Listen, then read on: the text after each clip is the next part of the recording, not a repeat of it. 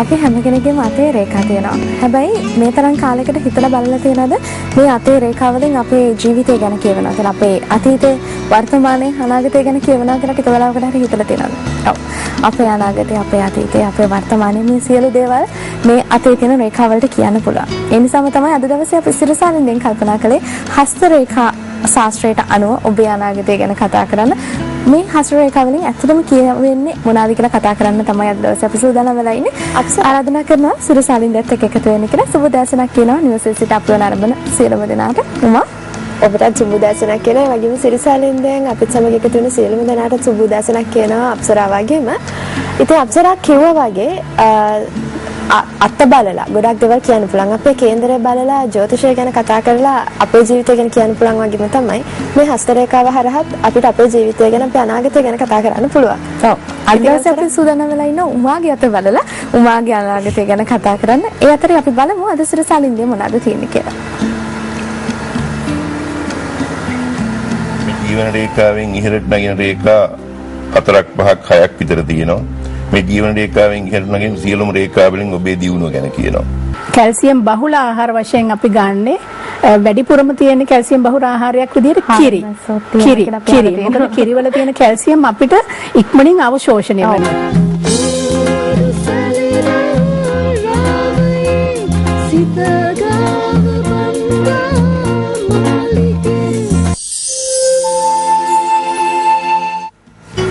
මේ හැමදේම එකතු කරලා තමයි අද දවසේ අපි සිරසාලින්දේ ලස්සන කරලා තියෙන ඔබේ ජීවිතය හැද කරන්න ඔබේ යාළින්දේ හැද කරන්න අපි සිරසාලින්දේ අරගෙන අවිල්ලා තියෙන්නේ. එහෙමනම් අපි අද දවසේ සූදානම් වෙනවා හස්ත රේඛා ගැන කතා කරන්න. අද දවසේ අපිත් එක්ක එකතු වෙලා ඉනවා ප්‍රවීණ ජ්‍යොතිර්වේදී සෙනරත් ලියනාරච්චි මහත්මයා. ඔබතුමන්ට සුබ දැසනක් කියලා පිළිගන්නවා. සුබ දැසනක්. අපි ඉස්සෙල්ලාම උමාගේ අත බලලා කතාව පටන් ගමු. අපි ඇත්තටම අතක් යාළුවමෙක්ගෙන් නැත්නම් කාන්තාවක්ගෙන් අත පෙන්වන්න කියලා ගිහම පෙන්වන්නේ එකපාරටම වංග. ඔව්.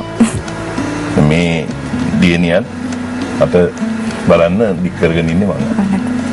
මේ වංග අතෙන් කියවෙන්නේ අතීතය, පෙර ආත්මය සිදුවෙච්ච දේවල්.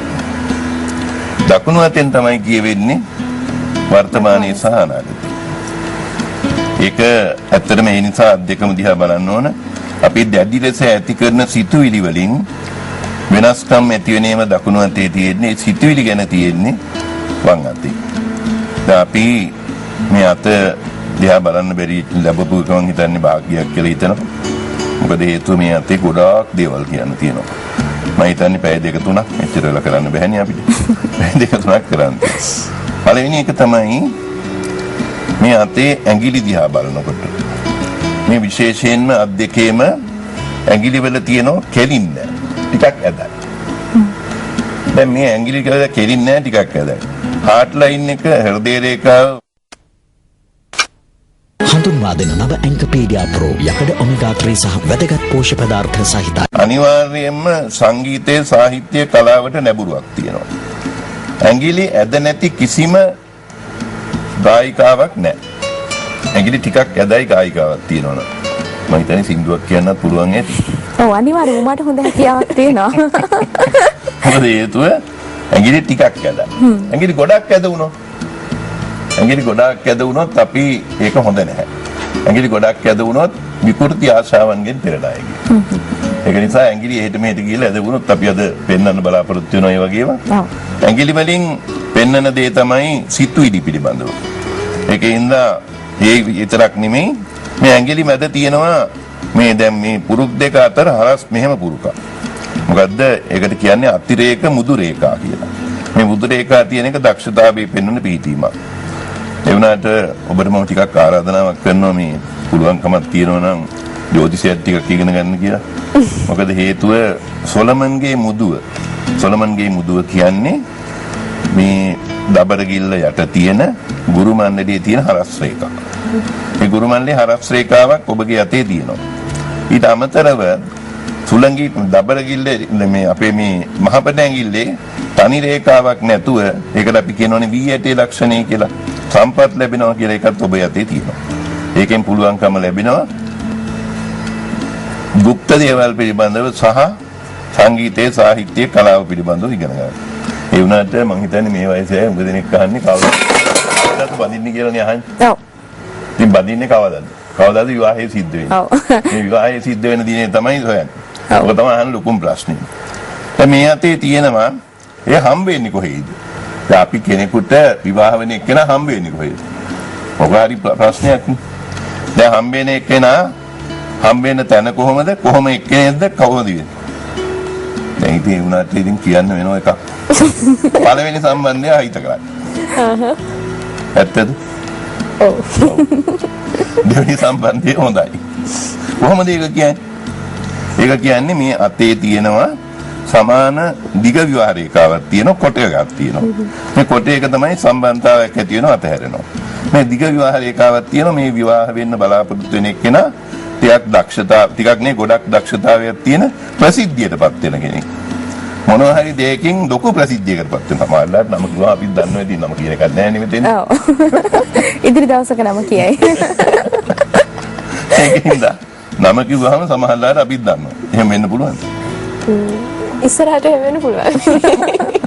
එතකොට හම්බුනේ කොහෙද? දැන් දෛව රේඛාවට එකතු වෙන රේඛා තමයි. මේ දෛව රේඛාවට එකතු වෙන රේඛාවක් තියෙනවා. මේ දෛව රේඛාවට මේ එකතු වෙන රේඛාව චන්ද්‍රමණ්ඩලයෙන් එකතු වුණොත් හම්බ වෙන්නේ වාහනයකදී හරි ඇවිදින්න යන වෙලාව. මේක එකතු වෙලා තියෙන චන්ද්‍රමණ්ඩලයෙන් නෙමෙයි. දෛව රේඛාවත් එක්ක සමාන්තරව ගමන් කරලා. ඒකින්ද සමාන්තරව වැඩ කරන එකට වැඩ කරන එකට සම්බන්ධයක් තියෙන. කියන හරි ඉන්නවද දන්නෙත් නැහැ එකට සම්බන්ධයක් තියෙන. මොනවා හරි දෙයකට එකට ගිහිල්ලා තියෙනවා. ඇත්තද? ඔව්. නැත්ද? එතකොට ස්ථිර වශයෙන්ම විදේශ ගමනකුත් යනවා. මොනවා හරි දෙයකට විදේශ ගමන් කිහිපයක් යවෙනවා. තාම කියන්නේ. ගිහින් තියෙනවා. එතකොට දැන් සාමාන්‍යයෙන් මිනිසුන්ගේ රිදෙන්නේ පපුව, බඩ, යටි බඩ, කකුල්, ඕවනේ අසනීපදී. නමුත් දැන් මේ වම් අතේ තියෙනවා අපි මම මේ ගැන පරීක්ෂණයක් කරන්නයි කියලා කියනවා. මේකට කියන්නේ අපි සුඛ රේඛාව කියලා. සුඛ රේඛාවේ මේ හරිය ඔළුව, මේ හරිය පපුව, මේ හරිය මේ හරිය බඩට උඩ හරිය, පපුවයි බඩයි අතර හරිය, මේ හරිය යටිබඩ ලිංගික ප්‍රදේශය. මේ පපුවට පොඩ්ඩක් පහළ ප්‍රදේශයේ පුංචි දූපත් කැලක් තියෙනවා. මේ පේනවනේ. මේක තියෙනවා නම් අනිවාර්යයෙන් මෙන්න මෙතන. මේකට තමයි බඩයි අතර හරිය කැක්කමක්. ඔව්. ඇත්තද? තියෙනවා. මේක අපි තේරුම් කරලා දෙන්නේ අපේ තියෙන වෙනස, මගේ තියෙන වෙනස තමයි මම තේරුම් කරලා දෙන්නේ ලක්ෂණයක් එක්ක. මට අර දෙයියෝ ඇවිල්ලා කවුරුවත් කියන්නෙත් නැහැ මොකුත් නැහැ. මේ තියෙන දක්ෂතාවය තියෙන්න ඕන ලක්ෂණත් එක්ක. ඉතින් මේ ලක්ෂණය තමයි ඒක. ඊළඟට ඒක මේකට කියනවා මේක හැබැයි මේ ඉවර වෙනවා. මේ ලෙඩේ දිගටම තියෙන්නේ. ඇයි? මේක තියෙන වම් අතේනේ. දකුණු අතේ තියෙනවා නම් තමයි ඉදිරියට තියෙන්නේ. දැන් ඔබ ගොඩක් කල් තිබිච්ච පොඩි දෙයක්. වේත් කරන්න උවමනාවක් නැහැ. ඔකට සාමාන්‍යයෙන් පුංචි මේ තමන්ගේ ආගම ධර්මයේ සීපත් කරලා පොඩි මොනවාරි කොයිලුවන්ටයක් මොනවා එකක් ගාවත් ඇති. හරි. සනත් මහත්මයා අපි තව බොහෝ කාරණාවන් පිළිබඳව කතා කරමු.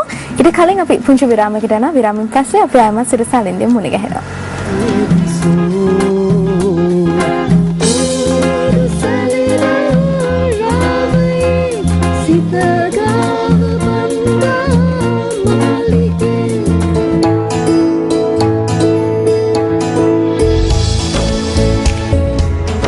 විරාමයෙන් පස්සේ අපි ආයම සිරසාලින්දත් එක්ක එකතු වෙලා ඉන්නේ. අපි කතා කරමින් හිටියේ මේ අත්වල තියෙන රේඛාවලින් මොනවාද කියවෙන්නේ, ඔබේ අනාගතය ගැන මොනවාද කියන්නේ කියන කාරණාව තමයි. උමා සතුටුයිද? ඔව්. ගොඩක් සතුටුයි. මොකද අහන්න ලැබිච්ච හැමදේම වගේ ඇත්ත. ඔව්. ඒ විතරක් නෙමෙයි මේ ඔය අත බලන එක පිටිපස්සේ හරි රස කතාවකුත් තියෙනවා. මේ වෙලාවේ හැබැයි මම ඒ ගැන කියන්න යන්නේ නැහැ. පස්සේ වෙලාවක අපි ඒ ගැන කතා කරමු. එහෙමනම් අද දවසේ අපි අතේ තියෙන රේඛාවලින් ඔබේ ජීවිතය ගැන මොනවද කියන්නේ කියන කාරණාව ගැන කතා කරපු නිසාම මම කැමතියි ඔබතුමාගෙන් දැනගන්න. තවදුරටත් අපි ඒ ගැන කතා කරමු. ඒ අතරේ දැන් අපි එක එක විදිහට අපේ කේන්දරේ බලලා අපේ අනාගතය ගැන කතා කරනවා. ඒ වගේම අපි අපේ අතේ තියෙන රේඛා ටික බලලා අපේ අනාගතය, වර්තමානයේ අනාගතයේ මේ සියලුම දේවල් ගැන කතා කරනවානේ. ඒ වගේම මම අහලා තියෙන කාරණාවක් තමයි මේ දේහ ලක්ෂණ විද්‍යාව. කෙනෙක්ගේ මූණ බලලා, ශරීර හැඩය බලලා තනාවකි කියන්න පුළුවන් කියලා. මේක ඇත්තද? අපි මේ ගැන ටිකක් කතා කරමු. ඇත්තටම ඒක ගොඩක්ම මම හිතන්නේ පොත් 7-8ක් ලියන්න පුළුවන් මාතෘකාවක්. අපි මෙන්න මෙහෙම ගමු. දැන් අපි අතක් බැලුවා. අත බලනකොට ඒ දියණියගේ නහය මේ දෙන්නගේම අපිට හොඳට නහය පේනවා. මේ නහය වල දෙකේ පුංචි වෙනසක් තියෙනවා. එක සමාන නැහැ. ඒකින්ද එක සමාන නහයවල තියෙනවා. නමුත් එක සමාන නැහැ. මම ඔබට දැන් පෙන්නන්නම් මේ වාසනාවන්තම නහයක්. මේ වාසනාවන්තම නහයක් මෙන්න මෙතන. දැන් ඇත්තටම මේ දියණියන් දෙදෙනාගේ නහයත් ටිකක් මේ වගේ. හැබැයි මේ අර අගින් තියෙන උල ප්‍රමාණය අඩුයි. දැන් අපි අත බලපු දියණියගේ අගින් ඒ උල ප්‍රමාණය වැඩි. මොකද්ද මේකෙන් කියවෙන්නේ? මේකෙන් කියවෙන්නේ ඇත්තටම සතුටෙන් ජීවත් වෙන වාසනාවෙන් ජීවත් වෙන වාසනාවන්ත පීඨීමක්. බලන්න මේක කොයිතරම් ටිකක් නේ උඩට ඇවිල්ලා තියෙන්නේ. වැඩි උඩට ඇවිල්ලා නැහැ. ඒ නිසා ඔබගේ නහය මේ විදිහට තියෙනවා නම් මේ විදිහේ නහයේ කෙළවර තරමක් දිග. අපි දන්නවා අපේ රටේ හිටු ප්‍රබලම අයගේ නහයවල වල තිබුණා මහත නහයවල්. ඒ මහත නහයවල් කියනවා නම් තියෙන්නේ හුඟක් දේශපාලනඥයින්ට. දේශපාලනඥයින්ට තමයි මහත නහයක් තියෙන්නේ. සිහින් නහයක් ඉතින් කල්පනා කරලා බලන්න. අපේ රටේ බුදු ශ්‍රේෂ්ඨ දේශපාලනඥයෙක් ජයජවර්ධන මහතුමා එතුමාගේ නහය මහතයි. දැන් දලිත් මේ දලිත් නායක මහත්මයාගේත් නහය මහතයි. එතකොට බණ්ඩාරනායක මහත්මයාගේ නහය දිගයි. මම හිතන්නේ ඔයගොල්ලෝ මතක ඇතුවේ ඇති. නමුත් අපිට හොඳට මතකයි එතුමාගේ නහය දිගයි. එතුමා ශ්‍රේෂ්ඨ පුද්ගලෙක්. ඉතින් නහය කියන එක ගොඩක් කොට වුණොත් නහය කියන එකේ නහය තියෙන අපි මේ දෙක නාස්පුඩු දෙක ඕනවට වැඩිය මහත් වුණොත් ඒක හොඳ නෑ. හැබැයි මේ නහයම යම්කිසි කෙනෙකුගේ ටිකක් ඇද වෙලා තිබුණොත් මොකද වෙන්නේ? අපි හිතමු නහය ඇදයි ටිකක්. නහය ඇද වෙලා තිබුණොත් ඒක තමයි එක්තරා විදියක නරකම පිහිටීමක්. දැන් බලන්න මෙන්න මේ පුජ්‍යලයාගේ නහය ඇදයි. නහය ටිකක් ඇදයි. ඒක පැහැදිලිවම පේන දෙයක් තමයි මේ වගේ දැන් මේ දැක්කහම පේනව නේද ටිකක් කපටිකමක් තියෙනවා වගේ. පෙනුමි තියෙනවා. පෙනුමි තියෙනවා. මේ පුජ්‍යලයා ලෝකප්‍රකට දක්ෂයෙක්. නමුත් මේ පුජ්‍යලයාට මේ සියලු දක්ෂතාවයන් වලට අමතරව තියෙනවා අමුතුම කපටි මොලයක්. මේ කපටි මොලේ තියෙන ඉඳ ඔහු ධනකුයේදී. ඔහු ව්‍යාපාරිකයෙක්. ඉතින් ව්‍යාපාරිකයෙකුට තියෙන ලක්ෂණයක් තමයි ඒක ඊට අමතරව ඔහුගේ කන් දෙක දිහා බලන්න. දැන් මේ කන් දෙක මේ පුංචි කන් තිබුණොත් අපේ සමහර අය මම දකින්න මේ කන් දෙක අතගාලත් බලනවා. පුංචි කන් තිබුණොත් මොකද වෙන්නේ? පුංචි කනක් තියෙනවා නම් ඒක එච්චරම දියුණු පුජ්‍යලෙන් තියෙන ලක්ෂණයක් නෙමෙයි. දැන් මේ විදිහේ විශාල කන් දෙකක් තියෙන නහය ටිකක් ඇදනම් ඒක අතිශය විශිෂ්ට පිටීමක්. හැබැයි මේ විශිෂ්ටත්වයේ තියෙන්නේ අර කපටිකම අනිත් අයව පවත්තලා කොහොම හරි කරන්න පුළුවන්කම රුපියල් 3ට ගෙනල්ලා බඩුවක් මාත්‍යා මේක ගෙන ආවේ 30ට. කියන දියුර කියන්නේ. පුළුවන් හැකියාවක් තියෙන කෙනෙක්. එහෙම හැකියාවක්. 3ට ගෙනල්ලා 30ට ගෙන ආවේ කියලා 35ට විකුණනවා. රුපියල් 5යි මාත්‍යා මේකෙන් ගන්න. රුපියලයි ගන්න. අනිත් වගේ කරන්න පුළුවන් අය උට හම්බෙනවා නම් බලන්න මේ විදිහේ නහය ඇද ඇති. ඒ වගේම ඔබ දකින්න හුඟක් වෙලාවට මෙන්න මේ වගේ එකක් අපි පෙන්නමු. දැන් මෙය ඔබ දන්නවා ටිකක් සම්මතයේ තියෙනවා. ඇහි බෑම එකට තියෙනවා නම් නපුරුයි කියලා. නපුරුයි කියලා. ඇහි බෑම එකට තියෙනවා නම් විවාහයට හොඳ නැහැ කියලා. මේ වගේ මේක සත්‍ය ඇහි බෑමක්. දැන් මේක මේ විදිහට තිබුණොත් මොකද වෙන්නේ? ඇත්තටම මේකත් දක්ෂතාවයට හේතුවක්. නමුත් මේ වගේ තියෙන කෙනෙකුට දැන් ඇහි බෑම එකතු වෙලා තියෙනවා නම් මේ විදිහට ඇහි බෑම තියෙනවා නම් දැන් මේ ගෑනු ළමයින්ගේ ශරීරයේ තියෙනවා නම් ලෝම ගොඩක්. ඒව නැත්නම් ඇහි බෑම එකතු වෙලා ඒගොල්ලන් නම් ඇහි බෑම ඉතින් සකස් කරනවා. දැන් ඇහි බෑම හොයන්න අමාරුයි ගෑනු ළමයිගෙන. ඒක තමයි පිරිමි පින්තූරයක් ගත්තේ.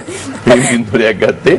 එතකොට මේකෙදි ඇත්තටම එහෙම ඇහි බෑම එකතු වෙලා තියෙනවා නම් කේන්දරේ කුජ හරි ශනි හරි රාහු හරි කේතු හරි පාපග්‍රහයක හතේ ඉන්නවා. මේ විදිහට තියෙන එක ලේවල ශක්තිය වැඩි වීමට හේතුවක්. දැන් කෙනෙක්ගේ බලවත්කමක් තියෙනවා ඒකේ. මේ ඇත්තටම ලෝම කූප වැඩියෙන් තියෙනවා කියන එක වෛද්‍යවරු දන්නවා. ඒක ලෝම කූප වැඩියෙන් තියෙනවා කියන එක එක්තරා විදිහක හෝමෝන් නිෂ්පාදනය මේක. ඉතින් මේ විදිහට තිබුණාම වෙන්නේ මොකද? අර කේන්දරේ තියෙන මේ විදිහට තියෙන අයගේ විවාහක ස්ථානයේ වෙන හත්වැන්නේ කුජ ශනි රවි රාහු කේතු වගේ ප්‍රබල ග්‍රහයෝ ඉන්නවා. ඔව්. බාවග්‍රහ. ඒක නිසා මේ වගේ ඇහි බැමක් තියෙනවා නම් යම්කිසි කෙනෙකුගේ හොඳටම මතක තියාගන්න. ඒ වගේ කෙනෙකුගේ අහුවාම බය නැතුව අහන්න. ඔබේ කේතු හතේ නේද ඉන්නේ. ඒ නිසා මේක ඒ වගේම දක්ෂතාවයක් තියෙන විශේෂ හැකියාවක් තියෙන බොහොම දියුණුවටපත් වෙන්න පුළුවන් ලේවල ශක්තිය තියෙන. දැන් මේ ශරීරයේ ශක්තිය තමයි මේකෙන් කියවෙන්නේ. දැන් අයිබම එකතු තියෙන පුද්ගලයෝ ඇත්තටම එතෙන්දී ඇයි මේ විවාහය බිඳ වැටෙන්නේ? විවාහය බිඳ වෙන්නේ ඊට සමාන කෙනෙක් සොයාගන්න අමාරුයි. ඉතින් මේ කිසිම කෙනෙකුගේ විවාහයක් බිඳ වැටෙන්නේ නැහැ. ඊට සමාන ග්‍රහ පීඨීමක් තියෙන කෙනෙක් හම්බ වෙනවා. දැන් අපි මීට පෙර අත බලපු ඒ දියණියගේ දැක්කා. අතිශය දිග හොඳ විවාහ රේඛාවක් තියෙනවා. හැබැයි දෙවෙනි ප්‍රසිද්ධිය කියන්නත් බෑ කිව්වා. ඔව්. ඒ දිග විවාහ රේඛාවක්.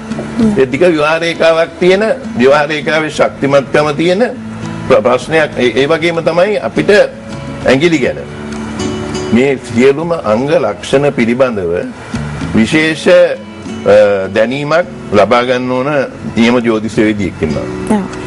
මේ නැතුව අපිට මෙහෙම කිව්වොත් මොකද්ද මේ අතේ මෙහෙම රේඛාවක් තියෙන එක. දැන් අපි මීළඟ පින්තූරයේ මම ඔබට පෙන්නනවා. මොකද්ද හිතේ? නාහය ටිකක් ඇතුළට ගිහිල්ලා වගේ. නාහය එච්චරම අර උඩට ඇවිල්ලා තියෙනවා අඩුයි. ඒකකට ඒකේ දක්ෂතාවය අඩුයි. නමුත් කම්පෙති දෙක ඉතා ලස්සන හොඳ කම්පෙති දෙකක් තියෙනවා. මේ කම්පෙති දෙක බලන්න එහි තියෙනවා හොඳ හැඩයක්. මේ කම්පෙති දෙකේ තියෙන හැඩය හොඳයි. ඒක නිසා තමයි මේ තෝරගත්තේ. ඇත්තටම මෙය නිරූපිකාවගේ එකක්. නමුත් එය ලස්සනින්ද අනිත් එක තමයි කාන්තාවක්ගේ තිබිය යුතු විශේෂම ලක්ෂණය තමයි නිකට ටිකක් උල් වෙන්න ඕන. අපිට ඉතින් ඒ නිකට මේ තියෙන විදිහට නිකරේ තියෙන ලක්ෂණය ඉතාම හොඳ ලක්ෂණයක්. ඒ ලක්ෂණය එහෙම තියෙනකොට එහෙම අයට විශේෂ හැකියාවක් තියෙනවා. දැන් ඒක තමයි අපි කියන්නේ විශේෂ හැකියාවක් තියෙන අයට තියෙන ඕන දෙයක්. අපි බලමු S2 දිහා. කොහමද S2? දැන් S2ත් හරි ගස්සලානේ ඒකින්ද අපිට හරි අමාරුයි කියන්නේ. S2 තියෙන්න ඕන. දැන් මේ S2 තියෙන ඇහි පිහාටු සහ පිහාටුත් අතර තියෙන්න පුළුවන්. නමුත් ඇහි පිහාටු ස්වභාවිකව හොඳට තියෙනවා නම් මේ විදිහට එහි දිග ලස්සනට තියෙනවා නම් මැද පොඩ්ඩක් ටිකක් අර කළු පාට අඩුයි.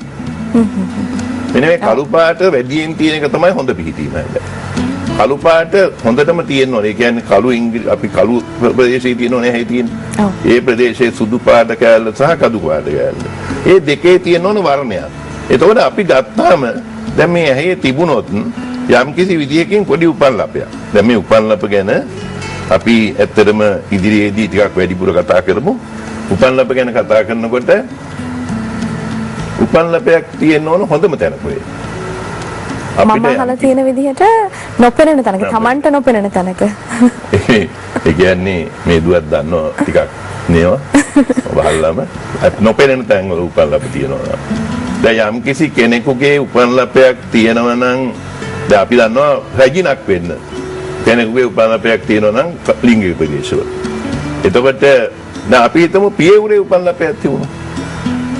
දැන් පියවුරේ යටිපැත්තේ උපන් ලපයක් ලොකුවට තිබුණොත් ඒක විවාහයට හොඳ නැහැ.